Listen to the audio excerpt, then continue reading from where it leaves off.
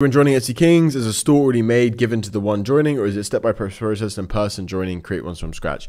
Yeah, you basically can't really make stores for other people with Etsy. It's kind of impossible to do. Legally, it's basically impossible to do.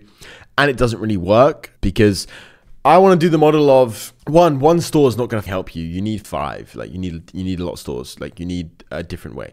Basically, buying stores and giving stores to people, selling stores and giving stores to people doesn't work. People need to be taught from the ground up. So we just teach people how to do it, right? And we give them a bunch of one-to-one help, and we teach them exactly step by step, 80-part video course, as I've said, exactly how they should do it. Like exactly how. And that's the best way. That's the best way, because I used to give stores to certain members and they would fail because like I actually before I did like a giveaway for a store that was doing like 5k rev a month, but I gave it to someone else and they just ran it into the ground. Like it was a perfect store. It could have easily done like 50k a month in like a 6 months time, and they just ran it into the ground. So it doesn't work like that. Basically, you just need to know how to build stores from the ground up. All right, it's like if I give you a fish, you eat for a day. If I teach you how to fish, you eat for a lifetime.